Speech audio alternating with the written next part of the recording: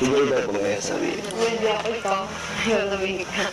Gusto namin, ano po, subukan ni Joy na maging totohanin yung team. Kaya pala tinatanong sa kanya, sabi ko na, pala yun na yata. Sabi niya, hindi mama, sabi niya. Pag kami niya magsasabi ako sa ibang kasaalam ako sa iyo. Parang ko namin inaan ko mga tuloy na ako sabi ko, kaya namin sa mga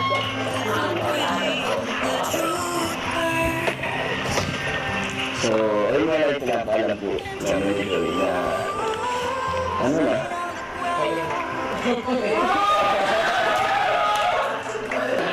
Ano ba yun?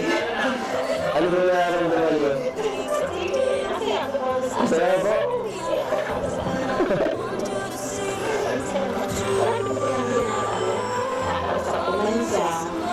Sabi niya sa akin, sabi niya, Mama, kung ako ay magkakaroon ng boyfriend, sabi niya, ikaw yung unang makakaalam.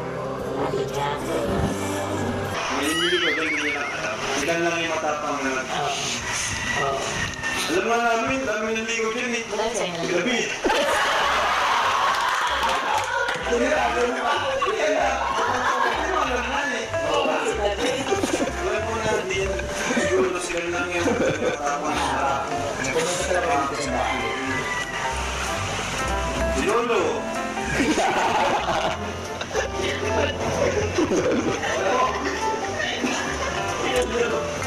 Alam mo gawin yan si Joey eh. Hindi gawin si Joey. Hindi ko rin talaga.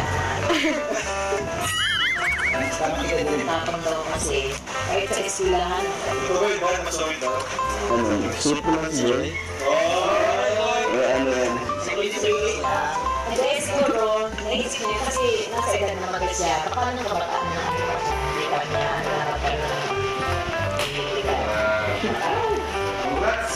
Celebrate na yan! Congrats!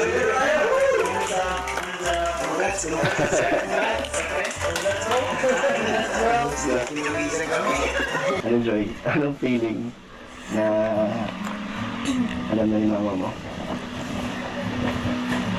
Ano, masaya din at na relief na na-feel ko kasi sabi ko kay ng mama. Magaan naman. Hindi ka kinabahan sa magiging reaction ni mama mo. Hindi naman kasi kilala ko naman si mama. Ikaw?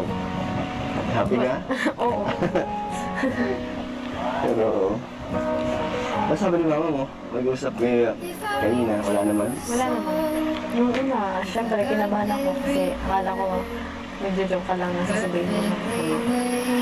Ano? Mama. Ano din, sinubukan ko lang kay Tika na i-mail ako kung ano magiging reaction niya. Kung tanggap niya ba ako na maging boyfriend mo. Kaso hindi ko rin na-expect na na masaya din pa siya. Akala ko kasi magagalit siya. Ang mahalaga alam na ni mama mong girlfriend na ito.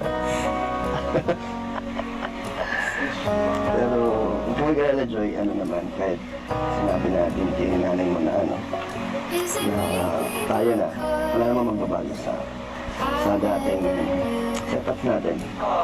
Walang no pressure, hindi ko naman ipupunin yung mga oras mo. Malaya ka pa rin. Gusto ko lang na nakabakod na ako sa'yo. Yung tipong wala na ibang kaaligid-aligid dyan, wala na magtatangka. Kasi may nanalo na. Finish na eh. So, Tapos na. tapos na? Hindi ka na rin magpapaano? Hindi mo na mapapasaway sa bakod ko? Hindi na. Hindi na. Siyempre, Joy, kung sakali man na may labas tayo, sa mga lakad natin, siyempre, malalaman ni Kalinga Prab yun. Tapos, kay mama mo, siyempre, yun naman na porque pumayag si mama mo, may sarili na tayo mga ginagawa hindi niya alam. So, pa rin, patuloy pa rin ang dati. Talaga, kailangan ko rin ng permission kay Kalinga Prab bilang staff niya, beneficiary ko niya. And siyempre kay mama mo.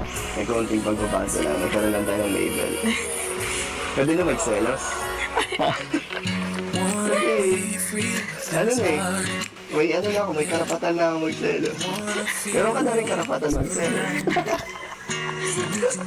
So, So, pero pag may times, Joy, na busy ka, okay lang. Basta pag may times na busy ka, sabihin mo lang, hindi naman kita pipilitin.